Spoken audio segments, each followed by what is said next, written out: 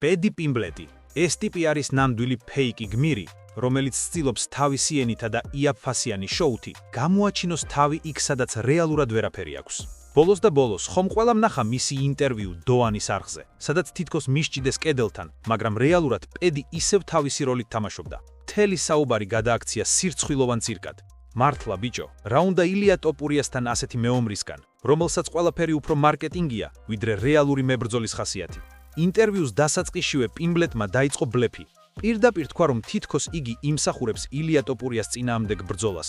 ამასობაში კი კიდევ ერთხელ დაარწა სიტყვებით არმან ცარუკიანს. თითქოს ის არ იმსახურებს ტიტულისთვის ბრძოლას, რადგან გამოვიდა ბრძოლიდან და ზურგის ტკივილი მოიგონა. აბა ვისატყუებ პედი, შენ თვითონ წლებია ნაჭრები გიჭირავს, ტრავმებზე ლაპარაკობ და რეალურად არაფერი დაგიმტკიცებია.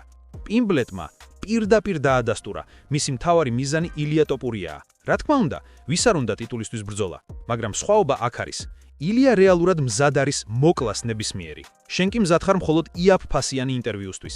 მე ილიას დავნაკაუტებ. აი ასეთი ფრაზებით ცდილობს ხალხის მოტყუებას. ამას რომ უსმენდი, სიცილს ვერ ვიკავებდი.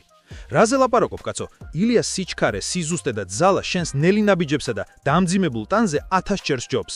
არავინ ამბობს, რომ პიმბლეტს საერთოდ არ აქვს დარტყმა, მაგრამ ილიას გასწვრივ, ეს არის როგორც ბავშვი უზარმაზარი ნაჭრის ტომრის წინ.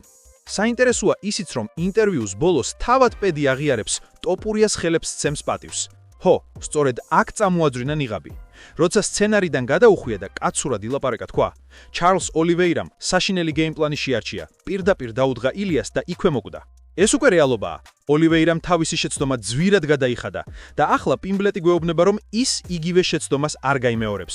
მაგრამ მაინც განაგრძობს ილუზიებს, რომ თითქოს მას შეუძლია ილია ტოპურიას ნოკაუტირება. ძმებო, მოდით ვთქვა პირდაპირ, ეს არის ილია ტოპურიასთვის ყველაზე ხმაურიანი, მაგრამ ყველაზე მარტივი ბრძოლა. რატომ? იმიტომ რომ მედიაში პიმბლეტი მართლა მაგარი კლოუნია. იცის როგორ გააღიზიანოს ხალხი, იცის როგორ გამოიწვიოს რეაქცია, მაგრამ რინგში სხვა კანონებია. იქ ვერ წაილებს შენს ბრიტანული იუმორს. იქ მუშაობს მხოლოდ მუშტი, წიხლი და სისხლი.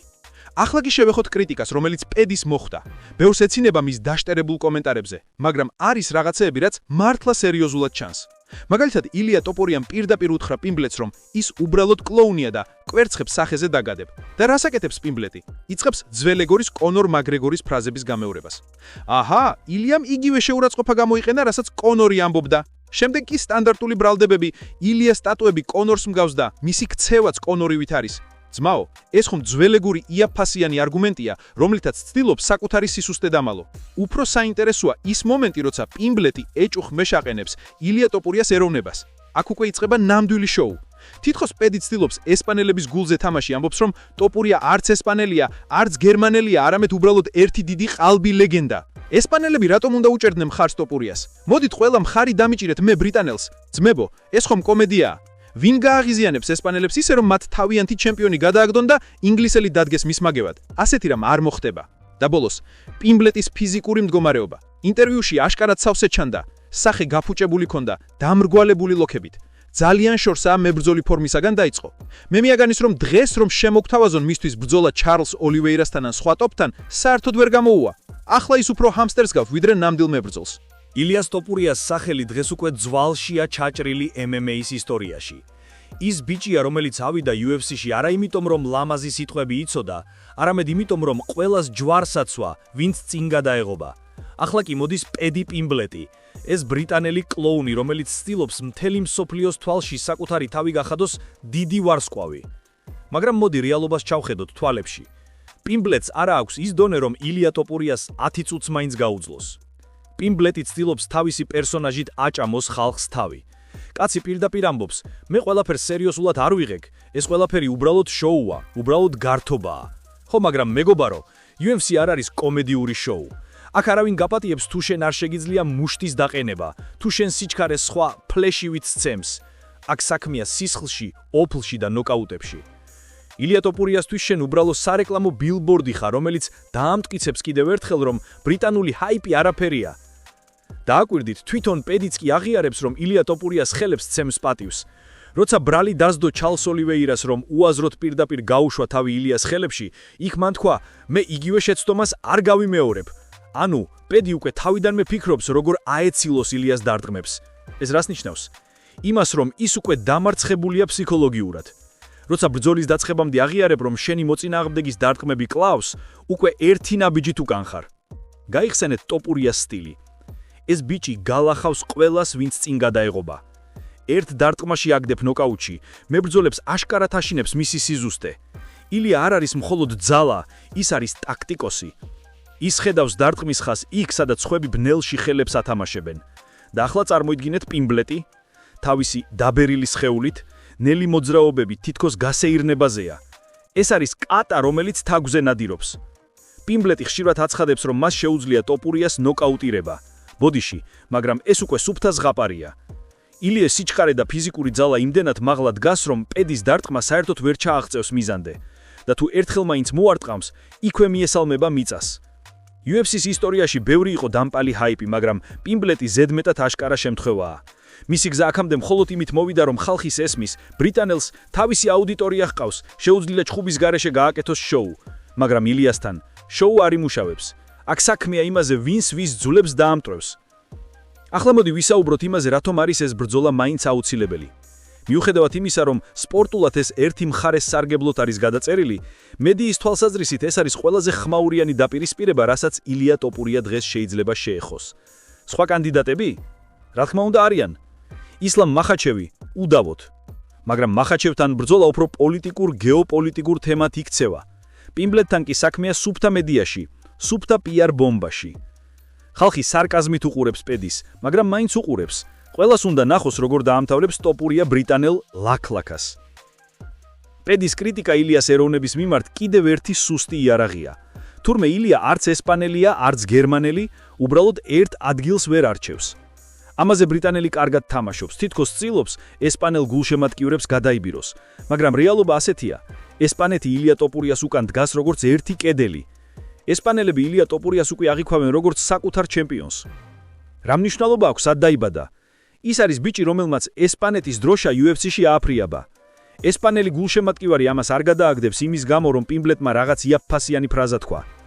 და რაც შეეხება პედის ფორმას, კაცო პირდაპირ ეტყობა, რომ მზად არ არის. ინტერვიუში სავსე იყო, ლოყები გასუქებული როგორც ჰამსტერს. როგორ უნდა იყოს ასეთი კაცი მზად ტოპურიასთვის?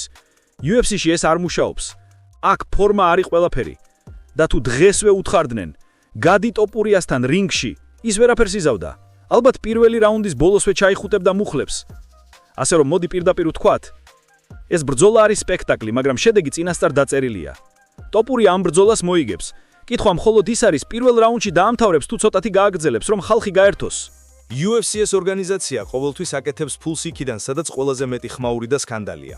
დანა უაითი და მისი გუნდი უკვე დიდი ხანია მიხვდნენ ერთ მთავარ წესს. ხალხი უყურებს არა მარტო იმიტომ, რომ მებრძოლები ძლიერები არიან, არამედ იმიტომაც, რომ მათ ერთმანეთის გატეხვა უნდათ. პირადად ზულთ ერთმანეთი და კამერასთან ყველაფერს ამბობენ. და აი აქ ჩნდება ილია ტოპურიასა და პედი პიმბლეტის ბრძოლა. ეს არის ოქროს ქოთანი UFC-სთვის. ილია ტოპურია, ესპანეთის ჩემპიონი, რომელიც რეალურად წარმოშობით საქართველოდანაა. უკვე მხოლოდ ეს ფაქტი აძლევს ორგანიზაციას საერთაშორისო აუდიტორიის ჩართვის საშუალებას. ერთი მხრივ ესპანეთი, სადაც MMA სულ უფრო პოპულარული ხდება და სადაც ტოპურიას სახელი უკვე ეროვნულ გმირად იქცა. მეორე მხრივ საქართველო და მთელი კავკასია, სადაც ტოპურიას გამარჯვებას როგორც ეროვნული სიამაყის აღიარებას აღიქვამენ. მესამე მხრივ გლობალური UFC თაყვანისმცემლები, რომლებსაც უნდათ იხილონ ახალი სუპერვარსკვლავი. ახლა დაუმატოთ პედი პიმბლეტი, ბრიტანელი, რომელსაც უამრავი ქომაგი ყავს ლივერპულში და მთელ ინგლისში. მართალია რეალურად მასში დიდი სპორტული საფრთხე არ ჩანს, მაგრამ მისი პიროვნება და ენამახვილი გამონათქვამები მას აქცევს დაბალ ბიუჯეტიან კონორ მაკგრეგორად. და სწორედ ამიტომ UFC-სთვის ეს ბრძოლა არის დიდი მედია შოუ, რომელიც ნებისმიერ შემთხვევაში გაყიდვებს გააკეთებს. მაგრამ მოდი დავფიქრდეთ, ვის რა მოაქვს ამ დაპირისპირებაში. ილია ტოპურიასთვის ეს არის შანსი დაამტკიცოს, რომ ის უკვე არაუბრალოდ ჩემპიონია, არამედ სუპერვარსკვლავი.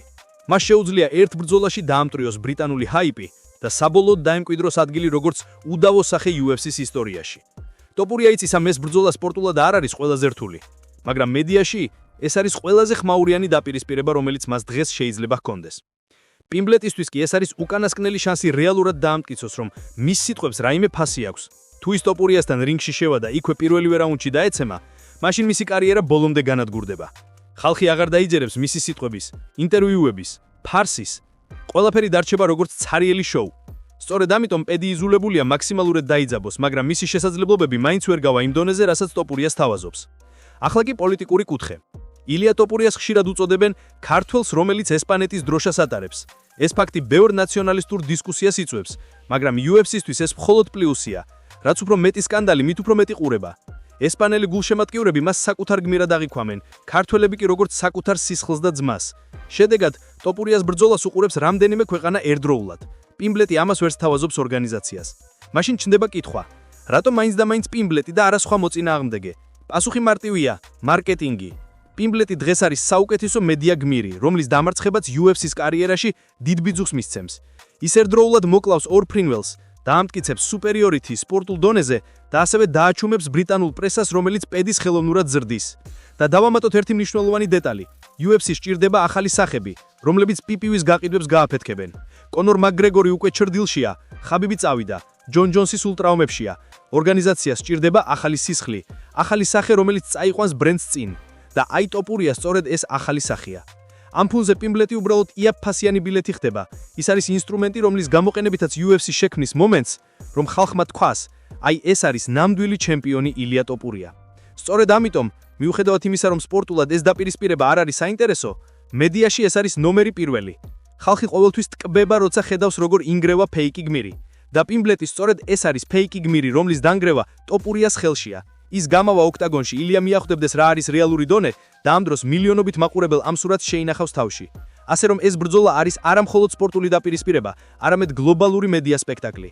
და ამ სპექტაკლში გამარჯვებული წინასწარ ცნობილია ტოპურია. პირველი და ყველაზე ტექნიკური სისუსტე, სიჩქრე და დრო. პედი პიმბლეტი ბროდვეის კლოუნივით საუბარში სწრაფია, სცენაზე გამკლავებაში ხმაურიანი, მაგრამ ოქტაგონში სიჩქარე საერთოდ სხვა კატეგორიაა. ილია ტოპურია მუშაობს ჯერ სინათლე ოფხაზებზე. მან იცის, როგორ დაასხას დარტყმა სწორედ იმ დროს, როცა მოწინააღმდეგე ხვდება ამ მომენტს. ის არ აერვინდება, არ ირევა, არ აბლოკავს შეხსენებას. პიმბლეტის დარტყმების გამტარუნარიანობა საშუალო დონეა, აქვს პაუერი, მაგრამ პრობლემაა რეალური კონექტი პარტნიორებთან, ვინც მოძრაობს და არ ელოდება თავებს. რეალურად, თუ პედი დატოვებს ცენტრს და ილია მოირგებს დისტანციას, ყველა ტედის ხელი ტელეფონის დარტყმა მხოლოდ ჰაერში დარჩება. მეორე, ფეხის მუშაობა და პოზიცირება. პიმბლეტი ხშირად ოპერირებს წინ პოზიციიდან, ცდილობს პირდაპირი კონტაქტი. ეს სტრატეგია იყენებს ჰოლის შედეგს იმათთან, ვინც ითამაშებს ორმხრივი გაცვლებით. მაგრამ ილია მჭიდროდ გადაჭირილი მბრძოლი, რომელიც მოძრაობს დახურულ ამპლუაზე, იზოლაციის ხაზებით და ხედავს ბარიკადას, საიდანაც მასზე სროლა მიმდინარეობს. ილია აიღებს იდავყსა და ლეტალურ კუთხეს. პიმბლეტის გზის პირდაპირად გასვლა კი მას სწორი სამიზნე გახდება. მესამე, კლინჩი და ხალხში ბრძოლა. პიმბლეტის კლინჩი არაა უძლიერესი ინსტრუმენტი. ის უკეთგებულობს მეტნაკლებად თავისუფალ ბრძოლებს, სადაც შეუძლია ხალხის სიმპათია გამოიყენოს. ილია კი კლინჩით საშიშია. ქართულ-ესპანური მკაფიო ტექნიკა, ჩაკეტილი დონემენტებით. ილია აცლიან ადგილს, წყვეტს ტემპს და აქვე აგებს დაზიანებას. თუ პედი მსადა კლინჩით გადამალვა, ილია დააწესებს ზეწოლას, მოაქცევს საზღვრებს და გამოიყენებს მოკნე დარტყმებში და გატეხილ პოზიციებს. მეოთხე, დინამიკა და ტემპის კონტროლი. პიმბლეტი ხშირად ფლობს 1-2 ძლიერი მომენტის პროგნოზირებას, მაგრამ არ აქვს მრავალფეროვანი ტემპის კონტროლი. არ იცის, როდის დააჭიროს, როდის დაიხიოს, როდის გარდაქმნას შეტევა დაცვად. ტოპურია ეს კამელეა, წყვეტს წამით, აფეთქებს და აბრუნებს დარტყმას ისე, რომ მოწინააღმდეგე ვერ აცნობიერებს რეაქციას. ეს ნიშნავს, რომ პიმბლეტს პრაქტიკულად არ დარჩება საფრთხის გეგმები. მისი ნებისმიერი წინსვლით ილია მოგზაურობს წერტილში, სადაც დასარტყმელია. მეხუთე, მამოძრავებელი ძალა და გამძლეობა. პიმბლეტი ინტერვიუში წარსულში ტონუსზე და ტრაუმებზე საუბრობს. ეს არ არის რიტორიკა. მისი საკვების სხეულის სტრუქტურა და ბოლოხილული ფორმა აჩენს ეჭვს, შეიძლება თუ არა მას მაღალ ტემპში მდგრადი ბრძოლა 5 რაუნდში ან სწრაფი აწევა. ტოპურია კი ბოლო წლების განმავლობაში აჩვენა არც თუ პატარა გამძლეობა და мотиваცია წნეხიან რაუნდებში. მისი ძლიერება და უკუჩვენებები საშუალებას აძლევს მძიმე ტენდენციების შეტანა მეორე და მესამე რაუნდშიც. ასე რომ თუ ბრძოლა გაიწელა, პიმბლეტის შანსები ნულს ეკარება. ESPN.com. მეექვსე, მარტივი ფეხებიდან დაწყებული გონივრული გეიმპლანი, რომელიც ილია შეძლებს. თავდაპირველად ილია დაიწყებს დისტანციურ კონტროლს. ლეგალური ჯეფები, კინდურებით დაჭერა და მერე სწრაფი ბოჭვა ჩართვები. ეს დაშლის პედის თავდაჭერებულობას და შეარყევს მის დისტანციურ რითმს. შემდეგ ტოპურია გამოიყენებს ლოყაკმაყოფილებით ცალკეულ დარტყმებს და მოკლე, დაზიანების ამაღლებულ კომბინაციას. ალტერნატივა არ არის უცნაური, ეს არის ზუსტი, სადაო და ფატალური. თუ პედი დაიცავს თავს დარტყმებისგან მხოლოდ იოლი განადგურებით, ილია მიეხვეწება კლინჩს და დააწესებს ზეწოლას, მოაქცევს საზღვრებს და გამოიყენებს მოკნე დარტყმებსა და გატეხილ პოზიციებს. მიწაზე ილია არ არის უბრალოდ იპონგუნი. მას აქვს ძლიერი ბიჯაჯი არჩეული ტექნიკა და შეუძლია მოაქციოს ბრძოლა მიწაზე, დაასმინოს პოზიცია და დაასრულოს წვეტიდან დაარტყავს წვიმით. ამ სცენარის მიხედვით, პიმბლეტს მხოლოდ ორი გზა აქვს. ან მოახერხებს დაუფარავ და დაუნდობელ ნოკაუტს პირველ რაუნდში, რასაც პირადად ვთვლი ძალიან სარისკო და ნაკლებად რეალურია ნათელი მიზეზების გამო. ან შეჩერდება, ბრძოლა წავა ტოპურიას დაწესებულ მოძრაობებზე და დაუყოვნებელი დასრულდება ტეხვით ტყვიათი ან მიწაზე. პიმბლეტის დარტყმა და ნარკოტიკულად მინდორი არ არის საკმარისი ილიას სიჩქარისა და პოზიციურ წყვიანობაზე. მნიშვნელოვანი ფაქტი, პიმბლეტი საჯაროდ ამბობს, რომ ტკივა ნაკლები და ჯიუტად აცხადებს, რომ დაამთავრებს ილიას. ეს პრესორიენტირებული რიტორიკაა, რომელსაც თან ახლავს რეალური პრაქტიკული ხარვეზები. მას სჭირდება იდეალური დღე, კარგი ფორმა და უბედურების აბსოლუტური სიზუსტე, რომ ილიას ნოკაუტი მიიღოს. ეს არის ყველაფერი, რაზედაც პედი მიღიდევს. შანსი ძალიან მცირეა. სწორედ თქვენილია. სპორტში ალყე შემორტყმულია ბევრად მეტია ვიდრე პიარი. პიმბლეტი, მედია გმირი და შოუმენი. ტოპურია, მოქმედი მებრძოლი. ხუს რეზუმე და გამორჩეული გამარჯვებები არ არის გაზვიაღებული. ბრძოლა რაც ამ წყვილს მოუწევს, მოშიწება გახდეს ყველაზე ხმაურიანი შოუ წლების განმავლობაში. თუმცა შედეგი წესით კარგად წინასწარ ჩანს, ილია აგებს პულს, კედი კი მტვირში დარჩება. ახლა კი ყველაფერი ნათელია. პედი პიმბლეტი მხოლოდ სიტყვებით ძლიერია. ინტერვიუებში, პრესკონფერენციებზე, კამერების წინ. მაგრამ როდესაც საქმე რეალურ საქმემდე მიდის, ოქტაგონში, ის იქნება დაუცველი, ღია და მარტივად დასამტვრევი. ილია ტოპურია კი სულ სხვა დონეზეა. ის არის სრულყოფილი მებრძოლი, რომელსაც აქვს სიჩქარე, ძალა, ტექნიკა და მენტალური სიმტკიცე. ეს არის განსხვავება უბრალო შოუმენსა და ნამდვილ მეფეს შორის. ხალხი ამ ბრძოლას ელოდება. თითქოს ეს არის გრანდიოზული შოუ, მაგრამ რეალურად ეს იქნება ერთი მხარის სასიკვდილო განაჩენი. პიმბლეტი ოდესღაც ხმაურიანად შევიდა UFC-ში. თითქოს ახალი კონორ მაკგრეგორი იყო, მაგრამ საბოლოოდ გამოჩნდა, რომ ის მხოლოდ კოპიაა. სუსტი ვერსია, რომელსაც არც იმ დონის ნოკაუტის ძალა აქვს და არც ის IQ, რომელიც ტოპურიას აქვს. ილიასთვის ეს უბრალოდ კიდევ ერთი მსხვერპლი იქნება, რომლის დაცემასაც ის გამოიყენებს, რათა თავისი სამეფო დაამყაროს. ფაქტები მარტივია. ილია ტოპურია, დაუმარცხებელი, მოქმედი ჩემპიონი, დამანგრეველი სტილით. პედი პიმბლეტი, ხმაურიანი, მაგრამ არასაიმედო მებრძოლი, რომელიც ტექნიკურად ბევრად ჩამორჩება. ოქტაგონში სიტყვები არაფერს წყვეტს. იქ მხოლოდ სისხლი, სიჩქარე და ძალაა. ეს ბრძოლა არ იქნება უბრალოდ სპორტული დაპირისპირება. ეს იქნება გაკვეთილი ყველასთვის, ვინც ფიქრობს, რომ მედიას აქვს ძალა რეალური ომის წინააღმდეგ. ტოპურია დაანახებს, რომ მხოლოდ ნამდვილი ოსტატობა წყვეტს შედეგს, არა პრესკონფერენციები და ხმაური.